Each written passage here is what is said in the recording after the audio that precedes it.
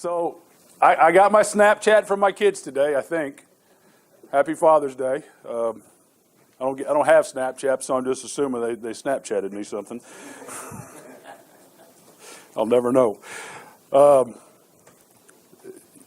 think it's funny that we were talking back here a little bit in the back about how, at Schaefer's age, when you're in your 20s, you're like,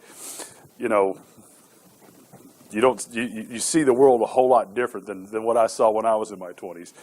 And, they're saying is, in the 20s we burnt the candle at both ends, and today we're just trying to hold on that little bit that's left of the candle when you're there, get up in our age. We don't light it near as often, but it's stuff. My dad told me that this is the one day that he has to be nice to me. It's Father's Day. It's to be nice to their kids, and he said, "Don't make sure you don't blow that for me." So,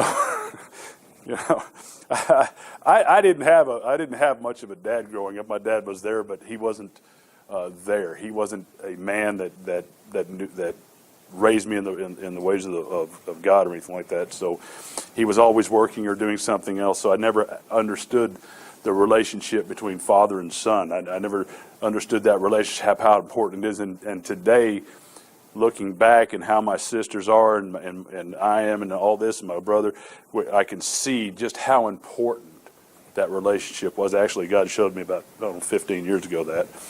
But this little movie about I'm Your Buckaroo, I love that. My Buckaroo is pretty interesting way to put that. I have my sons are I always call them my little Buckaroo, but I remember one time we were at Chili's and we were eating. We were sitting there. We were going to order to eat, and I ordered a glass of water, and my son who was with me, he ordered a glass of water. And then the waitress came and said, "Hey, what do you want to eat?" And so I ordered myself. No, you can't tell this. I know. I ordered a cheeseburger with fries. Well, he ordered a cheeseburger with fries. And then the meal comes and I take and I eat all my fries first because you got to eat French fries hot. Can't eat French fries cold. So I ate all my French fries. Well, he's eating all his French fries. And I took my knife and I cut my burger in half. Because you want to think that you're eating twice as much. And I ate and he started. But my son copied me in everything that I did, and it didn't dawn on me until about the time I was cutting my cheeseburger, and he reached across and cut his cheeseburger, that he was watching me. He was watching everything I was doing, and I'm like going, "Oh God, make sure that I don't do something wrong here. I don't want him doing this stuff that's wrong." I said, when I look back at my youth, and I'm going, at the sick life that I lived, and then I'm looking to go, Lord, let me protect my kids from that life. Don't let them live that same life that I lived. Good Lord, and I think of my relationship with my daughter and how I wished I'd have done things different with my daughter, how I wish I'd have done things different than with my older kids. But it's amazing the things that God teaches you if you sit that back and you take that reflection inward of what it is that you're doing in life. I was flying on an airplane, I don't know, 15 years ago or something, going to see my son in Florida, and I can remember this verse, and I don't know why I remembered it. I don't even remember reading it before, but it says, "The sins of your father will weigh on you." On your sons, the rest for 4 generations. As a matter of fact, it's in Exodus 34 and verse 6 and 7. And I just want to read that to you. It says, "Then the Lord passed by in front of him, and proclaiming, the Lord God, compassionate and gracious, slow to anger and abounding in loving kindness and truth, who keeps loving kindness for thousands, who forgives iniquities, transgressions, and sins. Yet he will by no means leave the guilty unpunished, visiting the iniquities of fathers on their children and on their grandchildren to the 3rd and 4th generations." And God, that scared me.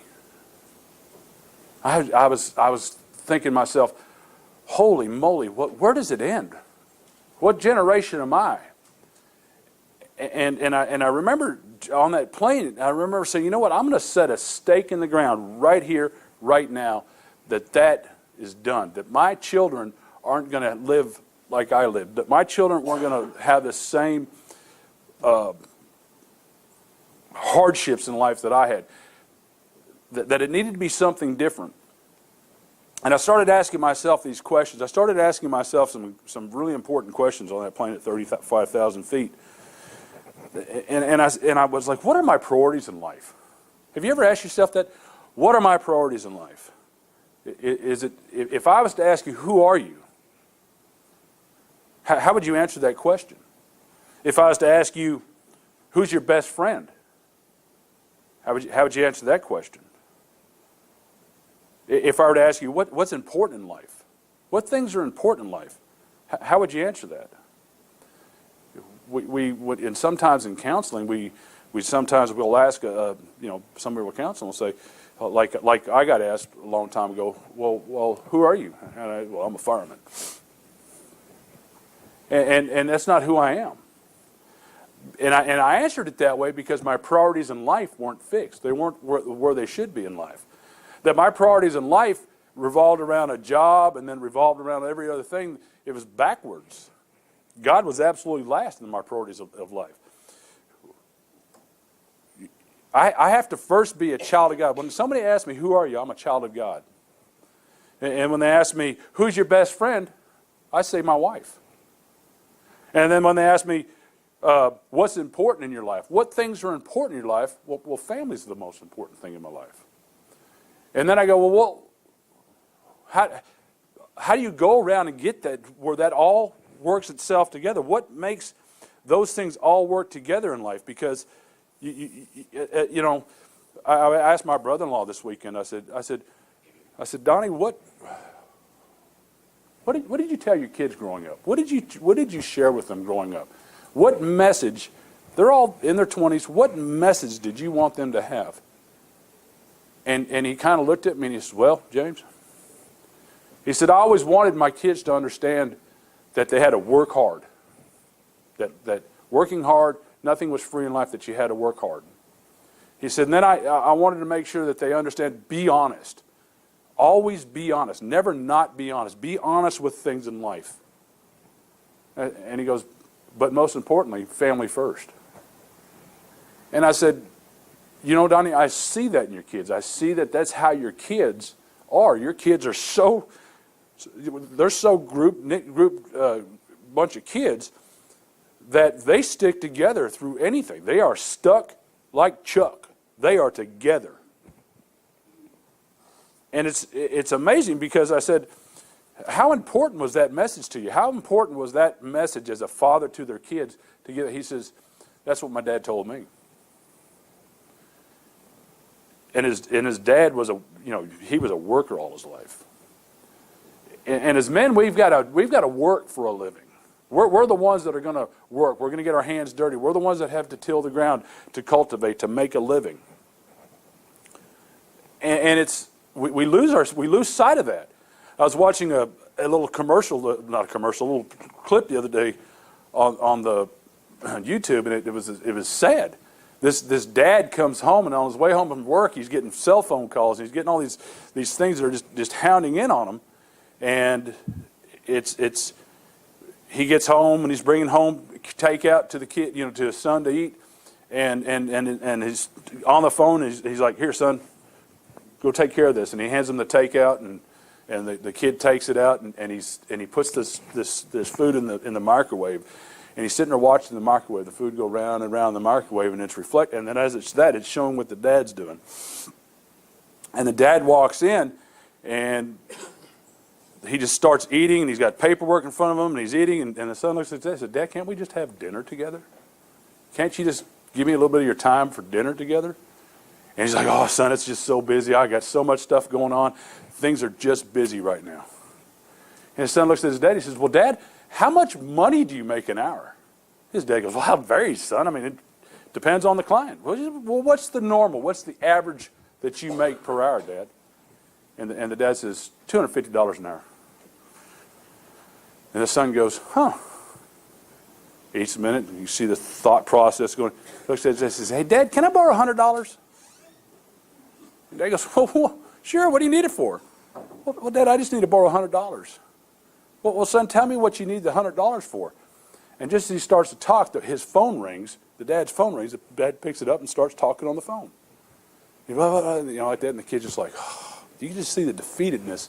He just, and he walks off, and later that night he's in reading a book, and his dad comes in, and his dad kind of like, oh, his dad reaches his wallet and gives him $100. He says, hey, just don't spend that all in one place. And then the kid gets off the bed, crawls under the bed, and gets out all this stuff and brings out this can of money. He puts it up there. He said, Dad, that's $150 right there. And with that $100 you just gave me, can I get an hour of your time? Gosh, what a message that is. Can I just get an hour of your time? I have to think of that. I have to think of that with my kids because I'm always taking care of my cows or this, that, or the other. And I've got to remember that my time that I spend with my children is most important. So what they see me do, what my children see me do is going to be their biggest influence. I watch stuff on YouTube and all the time, and it's, Dad's Superman, Dad's this, Dad's, the biggest influence that a person has in their life is their father. The father's the one that shows the child what it is to live a life. Mom just loves them. Just, hey, give your little story. Dads are the strong ones. They're the ones that live that life, and they're the ones that show you what it's supposed to be in life. I mean, my sister is continually yearning for her dad, and she's 54 years old. And she still wants that dad there for her because that relationship is an important relationship, daddy. And you lose that. You forget about things like that because you're so busy in life not doing what's important in life. Because what's important in life is what you're going to spend your time. And if you're going to spend your time in work and everything else and not your family, how in the world can you expect your family to be your family? How do you expect your family to know what you want them to do in life when you haven't spent any time with them? See, that was what was going on in my life. I mean, I had a son who I was flying 35,000 feet in the air to go see because he was just burning his life down. I was like, son, and he wanted my help, but he wanted my help to help him the way he needed it. And I said, I'm not going to help you that way. I'll help you the righteous way, the right way, the correct way. He didn't want that.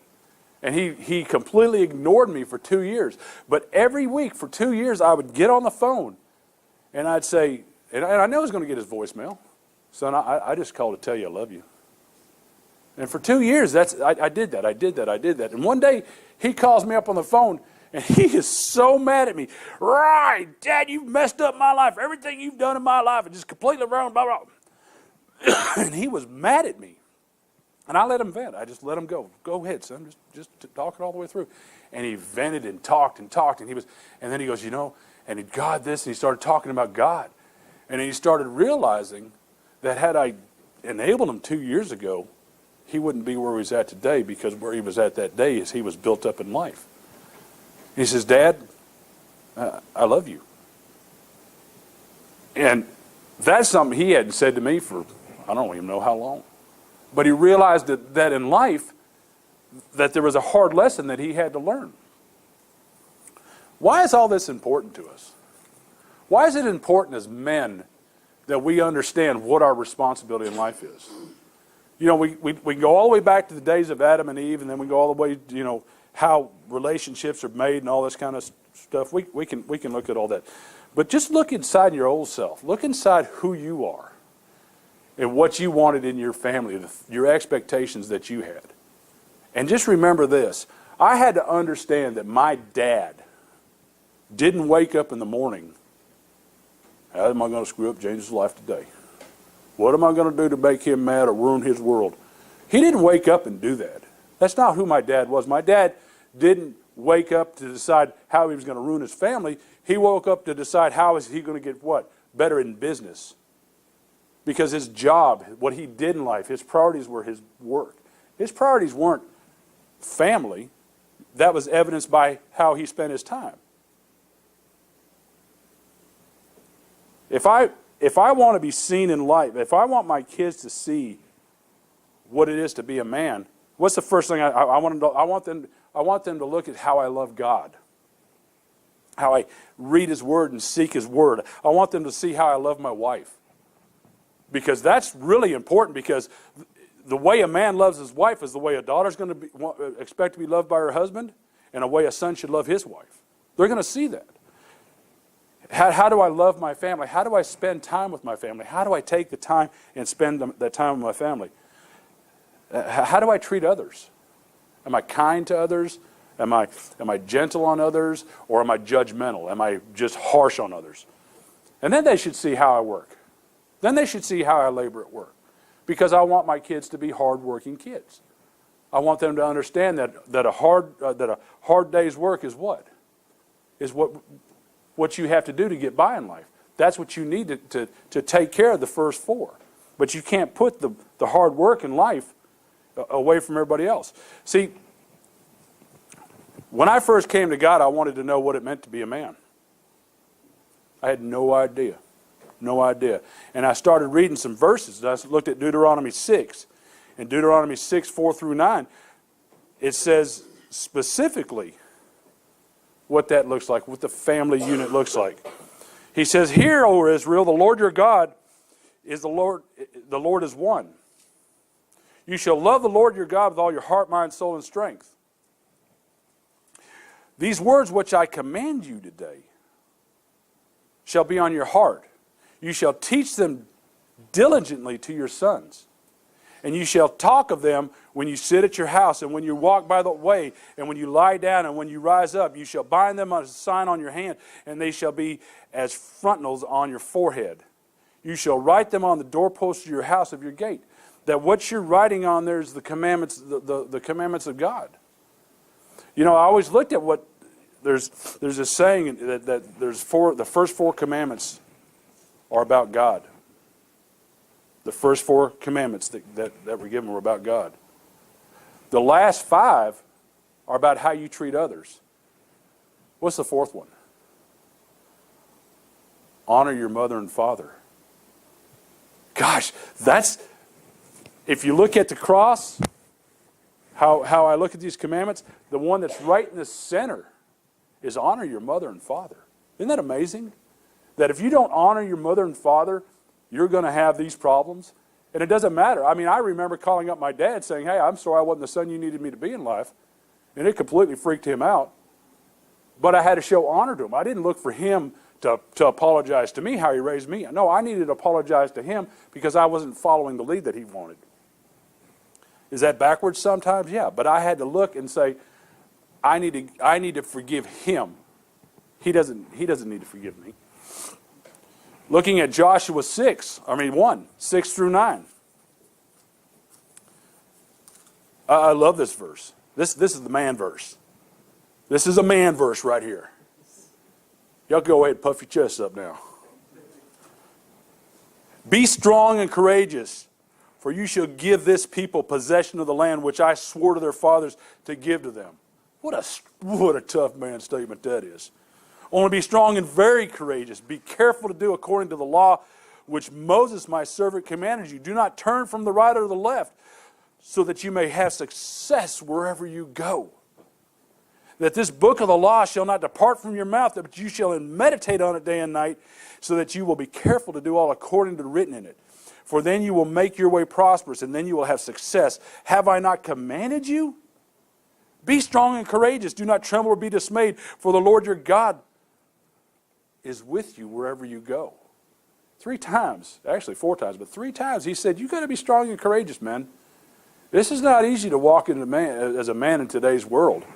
I mean, think about it. We were talking about earlier about Wednesdays and Sundays were days that, hey, those were days specifically for families. That Wednesday night was, Bible study night, and Sunday was church day, and we all got together as a family. I mean, Father's Day is on a Sunday, Mother's Day is on a Sunday. The family time, they were there on the Sunday that they were untouchable. Now we got kids off in cheerleading camp or doing baseball or doing all these other things. And where did Wednesday night and Sunday sanctity go? Where does the morals, where's the purpose? How are you defending your time with your family? How are you going, this is my family, I want to be that way? I had to be strong and courageous. I had to tell the coaches at my son's high school that Wednesday nights, my son's not going to be at football. He comes to here because he wants to do youth. And you're not going to make it where he feels guilty about going and staying there for football. No, he wants to come do youth. So on Wednesday nights, that's his night. He's not going to be at football practice. He's going to come to youth. You know what they said? Oh, yeah, sure, no problem. But somebody had to stand up and say, hey, guess what? This is the way it is. You have to set your goals. You have to be strong and courageous. You have to understand that in life, you're going to meet resistance because this world is not friendly towards you as a family.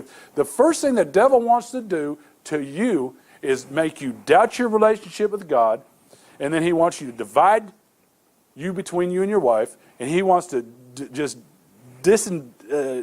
destroy your family. Because that's what the devil wants in life, is for you to not have those things intact. Because if God has the man, he's got the family. That's what's scary. I'm raising kids, and God doesn't have me. The devil's got me. And when I realize that if the man is not there holding strong to God, he's got my family. It doesn't matter how solid your wife is in her prayer. It matters, obviously, but God, if he's got the man, he's got the family.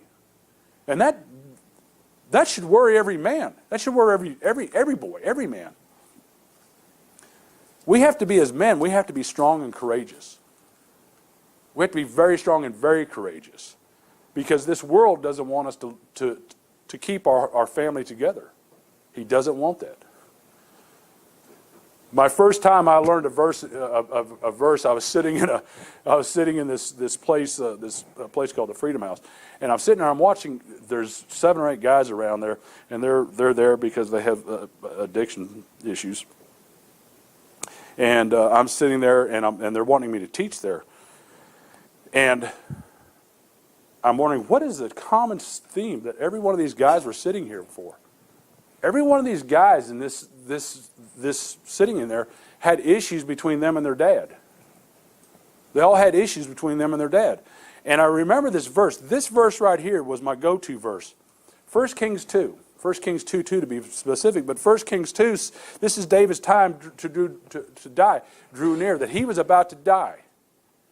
And the very last thing that a man can say to somebody is what he holds true in his heart, what he believes is the most important thing that he could pass on. And he said to him, I'm about to go the ways of the earth, son. He said, be strong, therefore, and show yourself a man. He says, keep the charge of the Lord, your God, and walk in his ways to keep his statutes, his commandments, his ordinances, his testimonies, according to what is written in the law of Moses, that you may succeed. Listen to this, that you may succeed in all that you do. That there's a reason why God has ordinances and testimonies and commandments, that there's reasons for that. That, look, if you think that my walk is any different than some other knuckleheads walk before me, you're wrong. But hey, if I can do my walk and pass on a little wisdom to somebody else where they don't skin their knees or bump their head or bloody their nose the way I did, man, that's what's important in life. Where does your kids get their wisdom from? You want them to get their wisdom from the world, or you want to get them the wisdom from this? My dad didn't pass anything on to me. My Father in heaven had to. I had to learn this. This is what passed on to me, because when I saw this and understood this, that was what was important. When we look further into Scriptures, you just keep going through Scriptures, and you go to the Psalms. In Psalm 127, verse 3 and 5, it says, behold, children are a gift of the Lord. The fruit of the womb is a reward. Like arrows in his hand of a warrior, so are the children of the youth. Can I get an amen on that? Our kids are, man, they're awesome.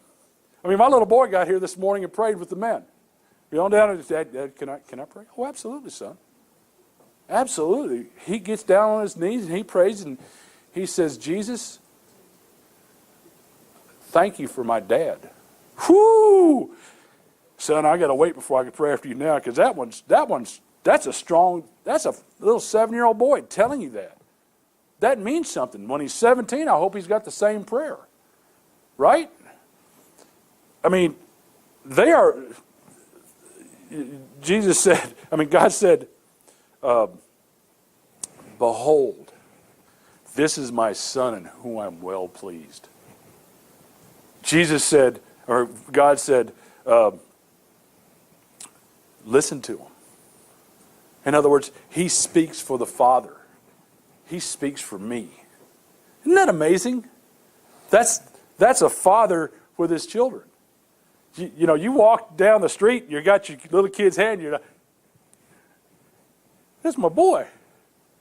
Right? I mean, that's important stuff. My son wants to feel that importantness. You think my older son understood that? No.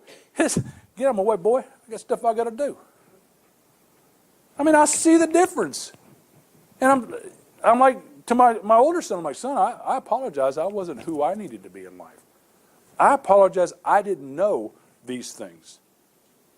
But that's me. I have to tell him that. Because I wasn't who God wanted me to be. Proverbs 22:6 says, train up your child in the way he should go. Even when he is old, he will not depart from it. Right? Train up your child the way when he's old, he will not depart from it. The things I'm doing now in the 7-year-old's life, or the 15-year-old's life, or the 21-year-old's life, doesn't matter. What age they are, they need to see a dad that's doing things the way it's supposed to be. One of my favorite verses in my 1 Corinthians 16, 13, and 14. I want you to hear this. Be on alert, stand firm in the faith, act like men, be strong, let all you do be done in love. That's the same thing that Moses told Joshua, God told Joshua through Moses. That we need to stand firm in the faith, that we need to be strong, we need to act like men. 2 Timothy 2.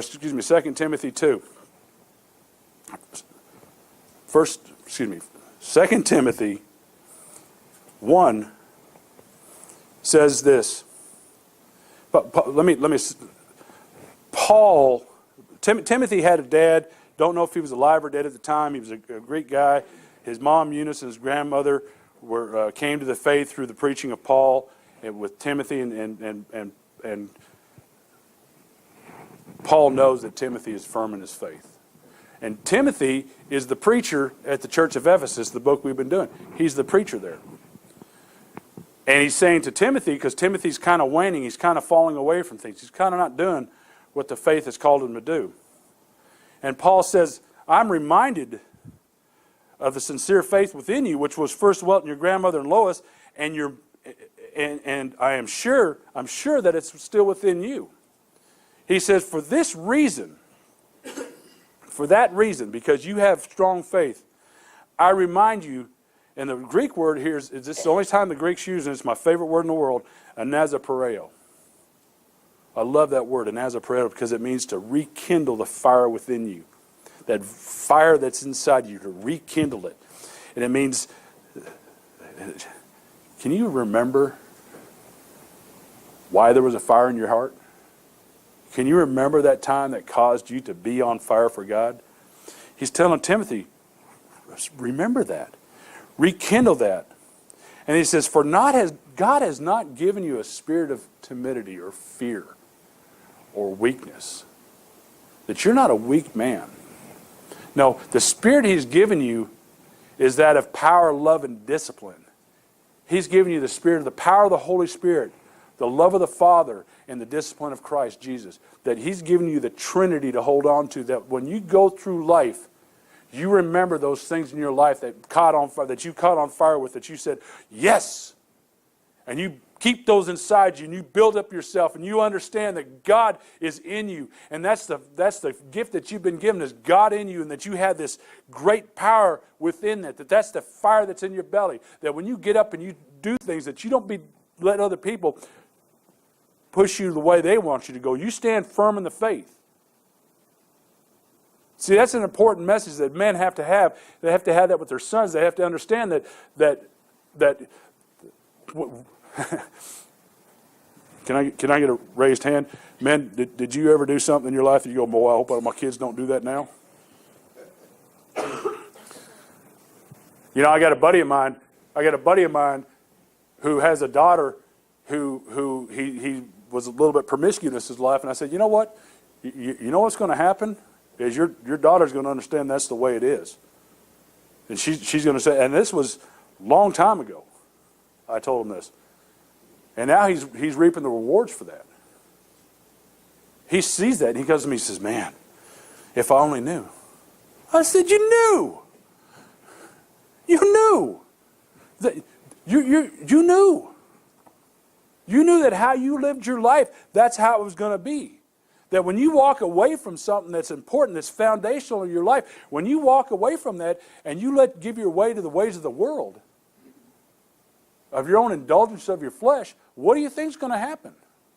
Do you think God's just going to go, well, that's okay, I'm going to cover everything else because... No, it says it in Exodus.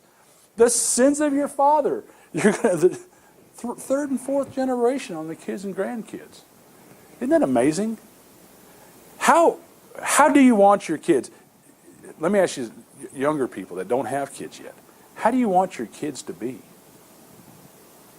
How do you want your kids to be raised up?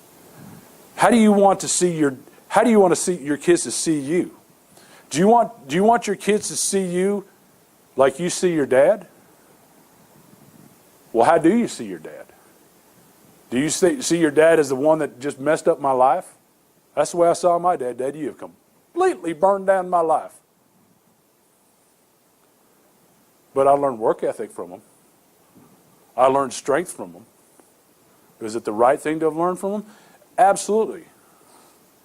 Did I want to learn something more? Did I want to have a softer, gentler heart today than I do have? Do I not always go, James, you've got to be empathetic here. You got to consider their feelings. You ever looked at your wife? And saw that she was once in diapers? That not only once was she in diapers, but then she played with Barbie dolls. Or that she played with Barbie dolls, but then she, like, I don't know, 12 years old, thinking of some dope like you she was going to marry. And she was sitting there dreaming of that person. And that was the guy that she was going to marry. And then all of a sudden, you come along, and you're this great guy. You're her Prince Charming. Hey, you can look like me and not be, but I'm still her Prince Charming, hopefully. And you're this great guy, and she's like, oh, yes, and you do this, and I'm going to spend so much time with you, and I'm going to love you, and I'm going to hold you, and I'm going to keep you, and you're going to make you feel so great in life. I got you, now go away. I mean, think about that. That wasn't your plan. You don't want your kids to see. Let me ask you a question. If you got a little girl, do you want your little girl to be abused by a guy mentally? Because that's how you did their mother? My daughter had a boyfriend who threw a toaster at her. And she wouldn't tell me. Because she knew I killed the guy. She wouldn't tell me. I found out from my wife that happened. Why didn't she tell me? Because you'd have killed the guy. You darn right, you're not going to touch my daughter. And my daughter shouldn't accept that from any man. And my son better treat women right. Every one of my sons, they better treat their wives right. Because that's, as bad as I was before, I never laid a hand on my wife. Why would any man want to do that? My sons better not do that. The way my sons see my wife today, they see her holy and blameless, that she can do no wrong. Dad, Sky did. I did that for you because she loves you. You better believe it that my kids see my wife holy and blameless without spot or blemish. You better believe that my kids, my son, there in the back, one time yelled at his mother, said, son, you ever yell at my wife that way again, I'll beat you within an inch of your life. Don't you ever talk to your mama that way. That's my wife first. You're not going to talk to my wife that way. Amen? There is so many things in life that I wish I'd have known. That I wish I'd have known the first 40 years of my life. So many things. Looking back on it going, well, all those little nerds that went to church camp and Sunday school, they were so much smarter than me. They understood. They understood what life was about because somebody was imparting the word to them. Somebody was saying, this is what God intends. This is what God plans. This is how God sees you. I heard Tom Nelson one time, very first time I'd heard him say, this is a personal love letter to each and every one of you. That is, God wrote to you a personal love letter. And in that love letter, he said, my child, this is what's important in life. This is what it means when this happens. That when you turn away from God, when you turn away from the laws, the ordinances, the testimonies, the commandments of God, when you turn away from those things, you're going to struggle. When you turn back and you walk in those ways, you're going to have peace in your life. You're going to have contentment. You're going to have joy. That's a personal love letter that he wrote to us. Everybody gets something different out of this word. If I open up this word and I preach a message to it, everyone's going to get a different message out of it because it's God speaking personally to you. It's how he's given life to you. He's given you a measure of faith. He's given you gifts. He's given you so much as your father. He's given you all this stuff in life. And now he's written a letter to you. I wish, I said, God, why did you wait 40 years to change my heart? Why did you wait so long? Well, I wish I'd known this a while ago. And I remember saying this, I've got 20 years of life to catch up in. So I drank as much of this I could. I wanted to learn everything there was to know about what it meant to be a man in life because I sure didn't learn it from my dad. I sure didn't learn it from the Superman on TV. I didn't learn it from Batman. I didn't learn it from TV. I didn't learn it from my friends. I had to learn it here. And when I saw that, when I learned that, what a difference it made. What a difference it made. I just hope that on a Father's Day that we remember that every day is a Father's Day. Every day is a Mother's Day. Every day is Christmas. Every day is Easter. Every day.